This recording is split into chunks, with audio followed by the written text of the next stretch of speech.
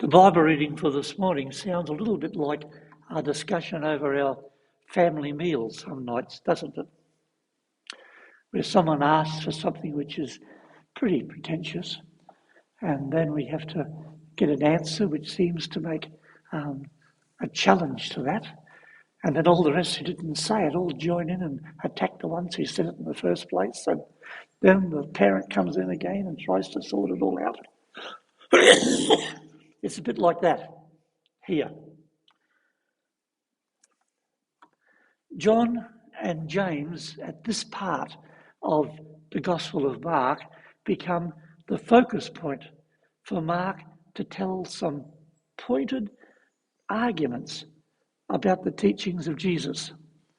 Mark is known as a book to be the book that really spends its time going over and over and over again the key messages that Jesus wants us all to know. And so when we come to the closing half of the book, we really are in a situation where Mark is telling us stories of people who are saying things which Jesus has to correct.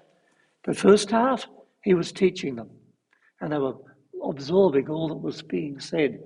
Now they think they've got the message relatively well, so they're either asking questions about it or they're making statements about it, and sometimes Jesus saying, "Good on you, mate," and other times they're saying, hey, that's not the way things are. James and John keep on being the ones who are sticking their neck out and getting a tap on the hand.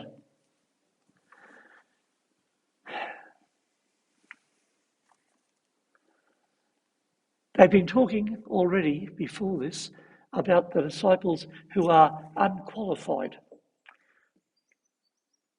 And this is another reference to John not quite understanding what Jesus has been saying and not quite able to handle the challenge that Jesus wants to bring.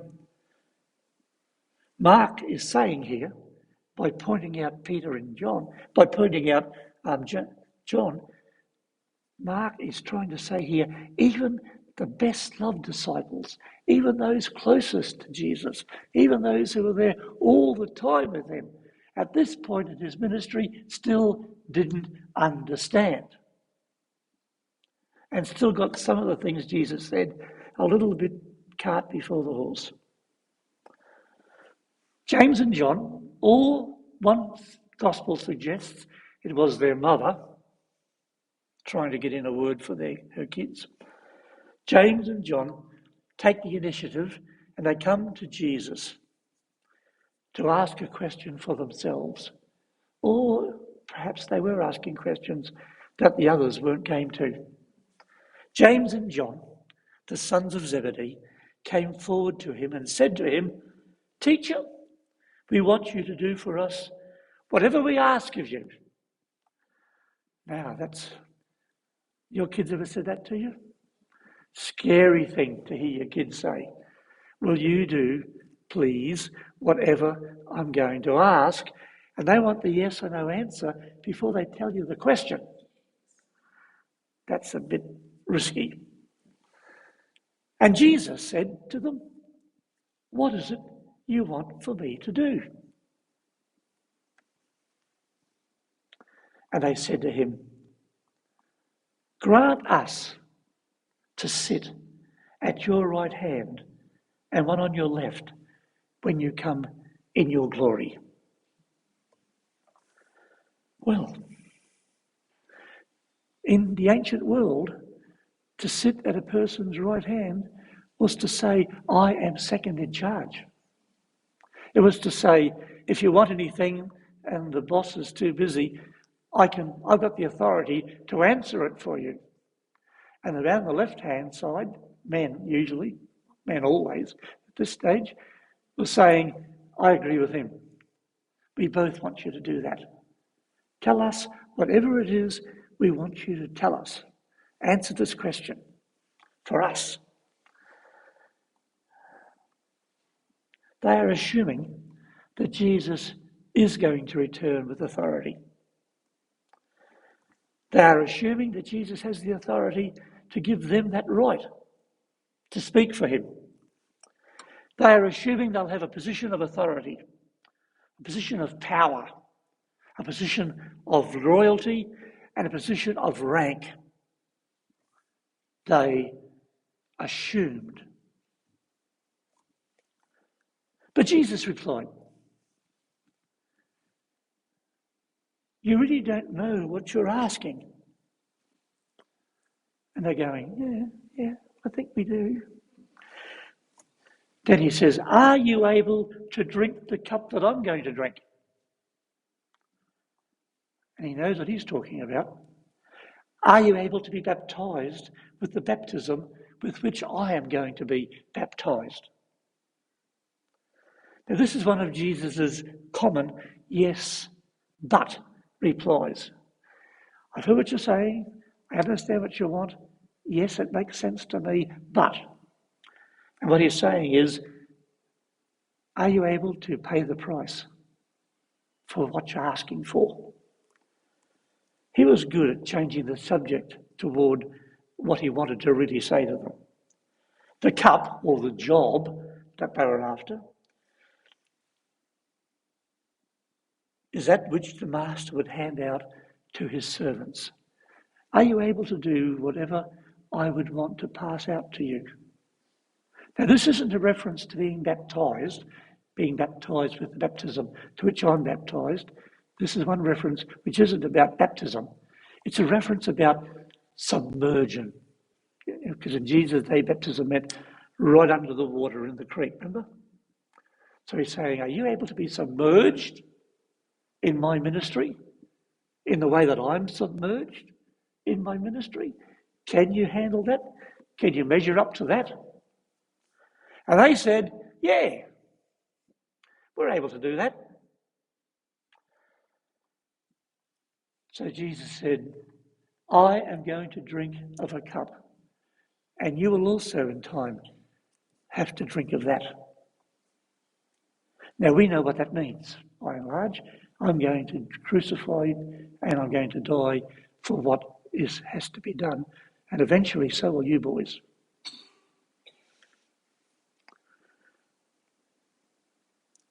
Can you handle that? Are you prepared to put up and go through all of that? And they said, we don't really know what the overall cost is, but yeah, we'll be in it with you, Jesus. So Jesus says, I'm going to make a sacrifice that eventually you'll have to make as well. And I'm going to be submerged in a life of servanthood. And that's going to be my ministry. And you're asking me, do you want to be a part of that? And because you want to be a part of that. But I'm saying to you, it isn't about glory. It isn't about authority. It isn't about domination. It's not about being in charge. It's about being the servant. That's what I'm going to be doing. You want to follow me? You have to pay a price that I'm going to pay. Are you prepared for that? And they say, yeah. But if you want to sit at my right hand, that isn't my job to give. That's for those for whom it's been prepared.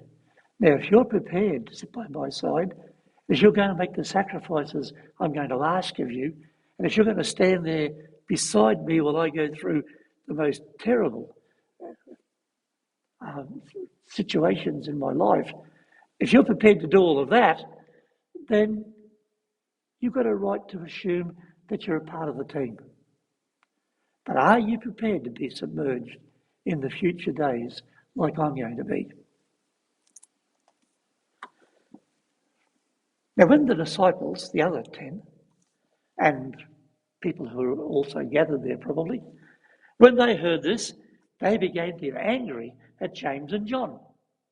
If Jesus had said, yes, you and the mob can be with me and have all the power and all the rights that are available, they wouldn't have been angry. They would have been saying, good on you, John. Thanks for getting Jesus to confirm that. But because Jesus criticised James and John and said, hey, you don't understand, the rest come in now and say, hey, sit down, John, what are you talking about? You're going too far. They're following Jesus' lead and criticising in their own way. They're angry. Were they angry because John got in first? Were they angry because it was their chance to have a dig at those who were their leaders, James and John? What were they angry about? We're not told, but we are told they got stuck into James and John. Verse 42. So Jesus called them all together and said, "You know that amongst the Gentiles, those whom they recognize as their rulers lord it over them, and the great ones are tyrants over them." Jesus needs to address all of the disciples because they are all inclined, he knows, to make the same mistake. To sit at his right hand is all about glory and pomp and authority and power. And Jesus is saying, sitting at my right hand is about sacrifice and death and paying whatever price is required to be the servant of the people that are around you, even those who are standing up as your enemies. He addresses them all. The problem is common in a world of authority over things. Everybody in authority wants to maintain it, don't they? Except women who have been the president of the fellowship for 26 years. They're probably saying, "No, I don't know about that. I'm prepared to let go now." But by and large, even in the church, people recognise and appreciate authority and sometimes don't want to let it go. I had a parish treasurer once. He'd been in office for 22 years. And guess who he took the job of? His father, who'd been in the job for 29 years. So for over 50 years, these two men had been in charge of the finances of the church. That would seem to be an indication that they would do their job properly. But it didn't explain why the bank was $5,000 overdrawn and they didn't know. Once you get the job, and it's a prestigious job, a lot of people want to hang on. The problem is common in a world of authority of others. The rulers, they want to rule. The rich, they want to stay rich. The powerful, they want to be seen to be asserting their authority. Whoever is on top wants to stay on top and wants to assure that they stay on top. If you don't believe me, ask yourself about that as we get closer and closer to elections. We're not far from a federal election, and boy, you can tell. The ones who aren't on top want to be there. The ones who are on top want to stay there, except for those who have been a bit iffy about it all and are going in for early retirement and heading us for by-elections. But by and large, those who want to be on top like to stay there. Jesus knows that. And he knows that when the disciples are asking that question about being at his right hand, they are wanting him to assure them of their ongoing place in the discipleship group. That's how it is in this world, Jesus says. That's how it is in your synagogues. That's how it is in your politics. That's how it is with the Romans, for sure. And that's how it is in general. Then he looks at every one of them and says, 43, "But it is not so among you, my followers. Whoever wants to become great amongst you must strive to be the servant." This isn't the way of the kingdom of God that you're wanting to talk about. My way is really upside down to what you're used to. And Christians ever since have been saying, Jesus' way is right side up, not upside down. It's the way it ought to be. We should be struggling to be servants of each other. Those who want to be first, Jesus says in verse 44, those who want to be first among you must be the first by being the first of the slaves. It must be the best slave among you. Must be the most committed to everybody else among you. If you want to be first in my kingdom, you are aiming at slavery, not at lordship. I want you, my disciples, to serve each other. And to serve each other the way that I am serving you. And even more so, I want you to serve each other the way you will see me serving you in the weeks that are to come. I want you to serve me the way you see me when I'm on a cross.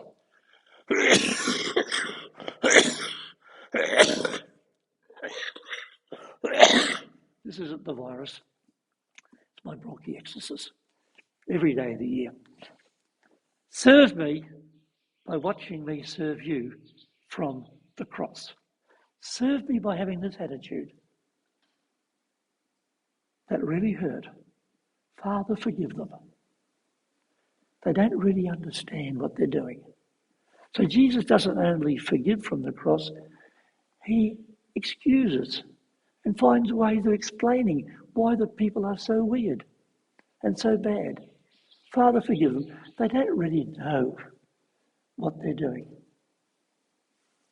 That's what the one at my right-hand side has to be like. And the rest of you have to be like that too. You want to be at my right and left? Be the servant. For the Son of Man came not to serve. For the Son of Man came not to be served. He came to serve. And he came to give his life as a ransom for many. The King whom you've been waiting for isn't the King on a great white charger riding into Jerusalem and telling the Romans to go back to Rome. That isn't the King. It might be what you want, and it might be the best thing for the country, but that isn't what your job is. Your job isn't to lord it and to come in on your white challenge horse and to say, I'm in the charge here. The King you're waiting for is going to be a servant. Surprise? Jesus has been saying that from the very, very beginning.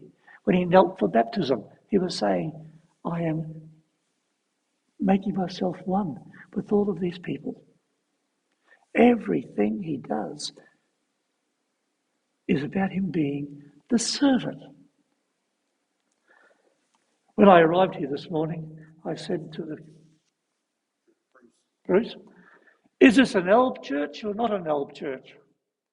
I'm happy either way. Which one is it? And he said, we're happy either way too. So I said, okay, I'm going to wear my Elb today because the sermon is about the Elb. You might not realise it.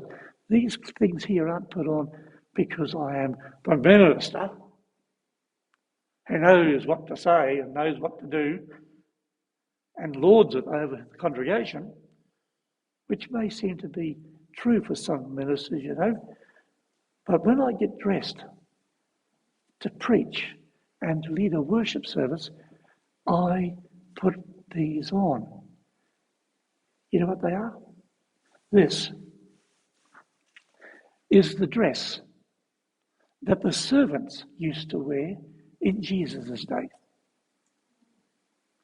When you went to someone's house for a visit and you were met at the door by people to wash your feet and things, they wore this gear, the servant's gear. And this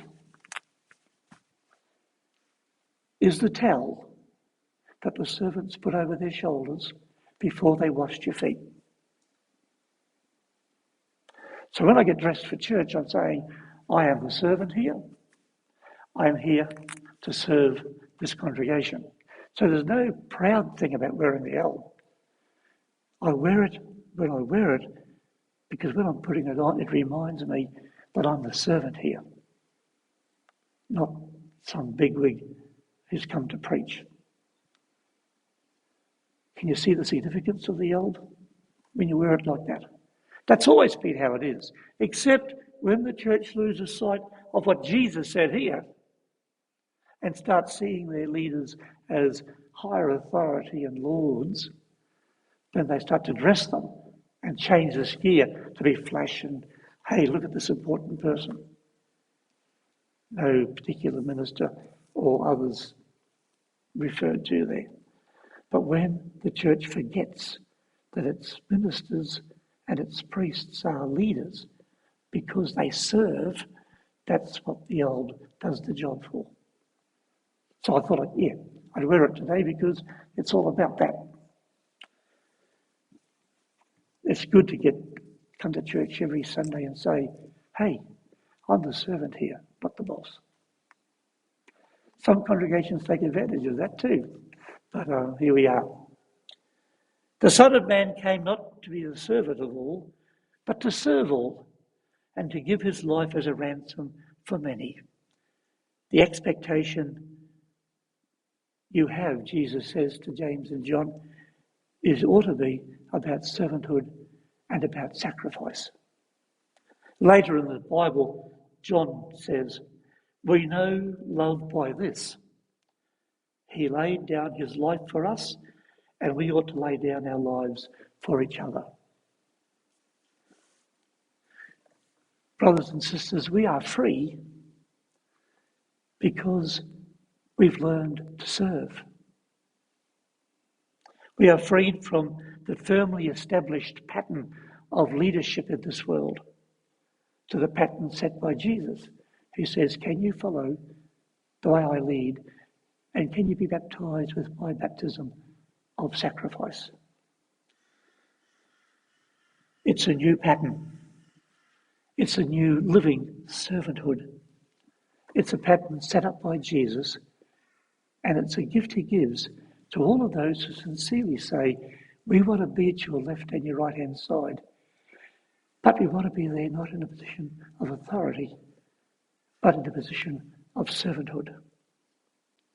And as Christ's people hear that again and follow that again, so his kingdom comes and his will is done. Amen.